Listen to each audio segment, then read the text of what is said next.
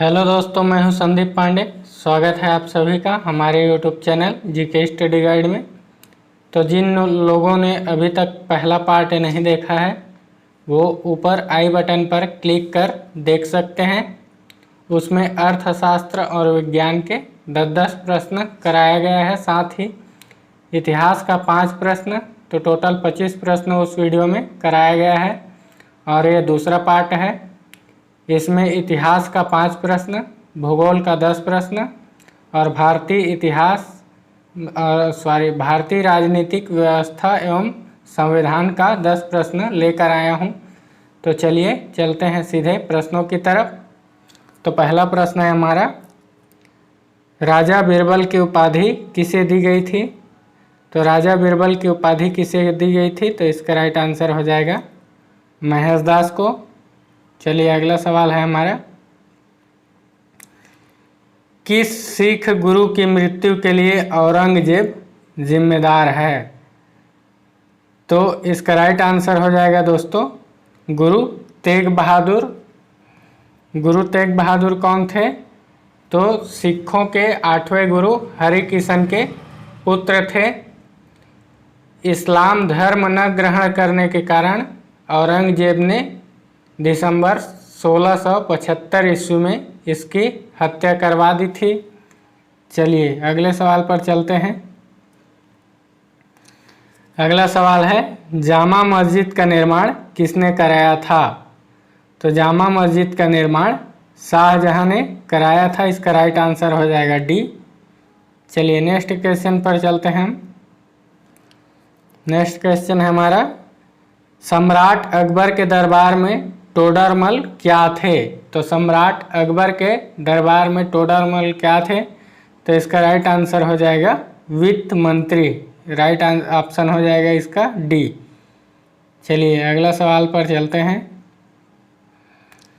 शिवाजी महाराज का राज्याभिषेक कहाँ हुआ था?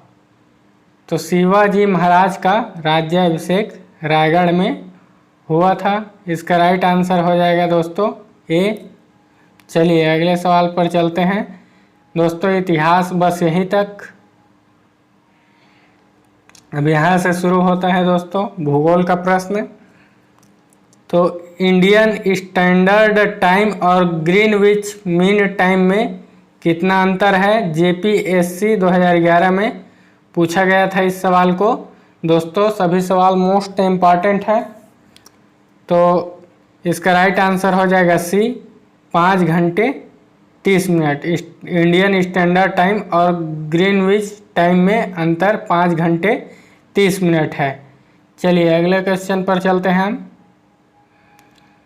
तो अगला क्वेश्चन है हमारा, भारत की पूर्व से पश्चिम तक की लंबाई है। तो भारत की पूर्व से पश्चिम तक की लंबाई कितनी है? तो 2933 किलोमीटर है। इसका राइट ऑप्शन हो जाएगा ए। चलिए अगले सवाल पर चलते हैं। अगला सवाल है हमारा, भारत की तट रेखा की लंबाई कितनी है? तो भारत की तट रेखा की लंबाई कितनी है? तो इसका राइट आंसर हो जाएगा 6100 किलोमीटर। बीपीएससी 1994 में इस सवाल को पूछा गया था। चलिए अगला सवाल देख लेते हैं। डंकन पास किसके बीच स्थित है? एसएससी 2003 में पूछा गया था इस सवाल को। तो इसका राइट आंसर हो जाएगा दक्षिणी अंडमान एवं छोटा अंडमान। चलिए अगला सवाल देख लेते हैं। दीव एक द्वीप है। एसएससी 2011 में इस सवाल को पूछा गया था। तो दीव कहाँ पर है? तो गुजरात के तट पर। चलिए अगला सवाल देख लेते हैं। अगला सवाल है, भारत तथा चीन के बीच सीमा बनाने वाली रेखा है। तो इस प्रश्न को मैं पिछले वीडियो में यानी कि भारत तथा विश्व भूगोल में करा चुका हूं दोस्तों। तो इसका राइट ऑप्शन आप कमेंट करके ज़रूर दे दीजिएगा। चलिए चलते हैं अगले प्रश्न में। तो नंदा देवी स्थित है। तो नंदा देवी कहाँ स्थित है? तो उत्तराखंड में। इसका राइट ऑप्शन हो जाएगा बी, जेपीएससी 2013 में पूछा गया था इस सवाल को। चलिए अगला क्वेश्चन है हमारा, किस हिमालय चोटी को सागर माथा कहते हैं? तो किस हिमालय चोटी को सागर माथा कहते हैं? तो माउंट एवरेस्ट को। इसका राइट आंसर हो जाएगा सी। एसएससी 2013 में इस सवाल को पूछा गया था। चलिए अगला क्वेश्चन है, एडमंड हिलेरी तथा तेनजिंग नोर्गे द्वारा विश्व की सर्वोच्च पर्वत चोटी माउंट एवरेस्ट पर सबसे पहले किस वर्ष विजय प्राप्त की गई थी? तो दोस्तों सबसे पहले माउंट एवरेस्ट पर चढ़ने वाले कौन थे? तो एडमंड हिलेरी तथा तेनजिंग नोर्गे, यही दोनों सबसे पहले माउंट एवरेस्ट की चोटी पर चढ़े थे। और कब चढ़े थे? तो इसका राइट आंसर हो जाएगा 1953 में। चलिए अगला सवाल देख लेते हैं। अगला सवाल है, नकदी फसल में सम्मिलित नहीं है। बीपीएससी 1994 में पूछा गया था इस सवाल को। तो नकदी फसल में क्या सम्मिलित नहीं है? तो इसका राइट आंसर हो जाएगा गेहूं। बाकी सभी नकदी फसल में सम्मिलित है, गन्ना, कपास, जूट। चलिए अगला क्वेश्चन है हमारा, भीमराव अंबेडकर और महात्मा गांधी के मध्य सन 1932 में हस्ताक्षरित पूना समझौते में प्रावधान था। IAS 1997 में इस सवाल को पूछा गया था। ध्यान से देख लीजिएगा दोस्तों इस सवाल को, मोस्ट इम्पॉर्टेंट क्वेश्चन है।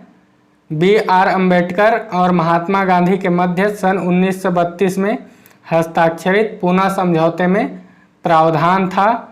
तो इसका राइट आंसर हो जाएगा डी, निम्न वर्गों के लिए आरक्षण सहित संयुक्त निर्वाचन का क्षेत्र।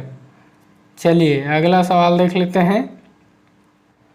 चलिए अगला सवाल है, निम्नलिखित में से किस अधिनियम द्वारा भारत के गवर्नर जनरल को अध्यादेश जारी करने की शक्ति प्रदान की गई?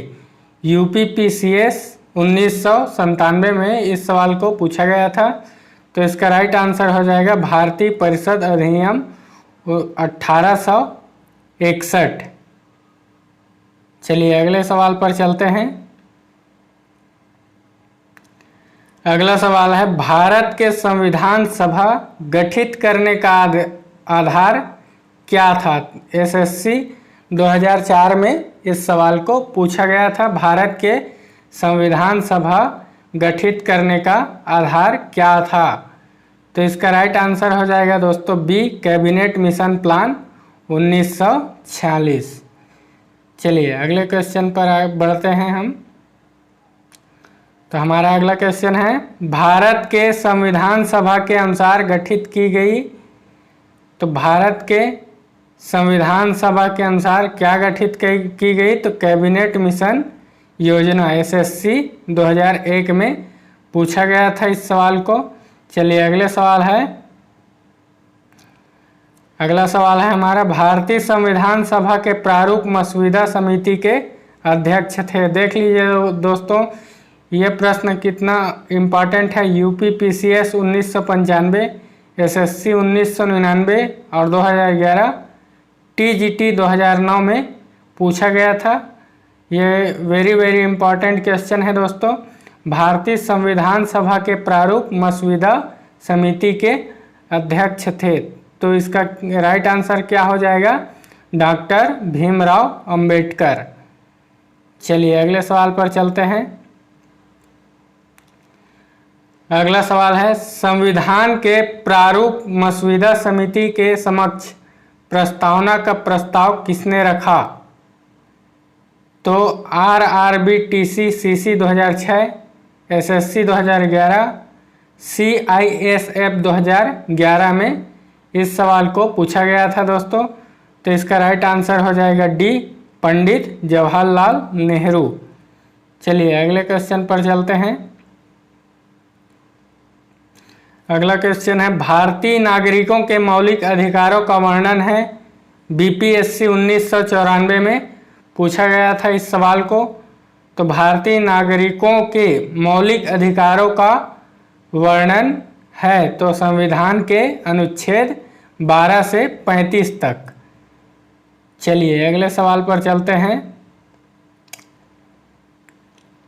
अगला क्वेश्चन है हमारा, निम्नलिखित मौलिक अधिकारों में से किसे डॉक्टर भीमराव अंबेडकर ने संविधान का हृदय एवं आत्मा की संज्ञा दी?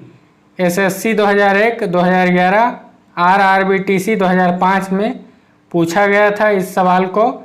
तो इसका राइट आंसर हो जाएगा दोस्तों बी, संवैधानिक उपचारों का अधिकार। चलिए नेक्स्ट क्वेश्चन पर चलते हैं हम। नेक्स्ट क्वेश्चन है हमारा, राज्यसभा को स्थायी सदन कहते हैं क्योंकि? इसका राइट आंसर हो जाएगा बी, इसे विघटित नहीं किया जा सकता। ये बीपीएससी 1996, आरआरबी, ईसीआरसी, टीएसीए 2006 में इस सवाल को पूछा गया था दोस्तों। यह क्वेश्चन भी मोस्ट इम्पॉर्टेंट है। चलिए अगले सवाल पर हम चलते हैं। प्रधानमंत्री की नियुक्ति कौन करता है? आरआरबी, एएसएम, जीजी 2003 में पूछा गया था दोस्तों। ये बहुत ही सरल सवाल है, तो इसका राइट आंसर हो जाएगा राष्ट्रपति। प्रधानमंत्री की नियुक्ति कौन करता है? तो राष्ट्रपति। थैंक यू दोस्तों, थैंक्स फॉर वाचिंग। अगर वीडियो अच्छा लगा हो तो लाइक एंड सब्सक्राइब जरूर कर दीजिएगा। धन्यवाद।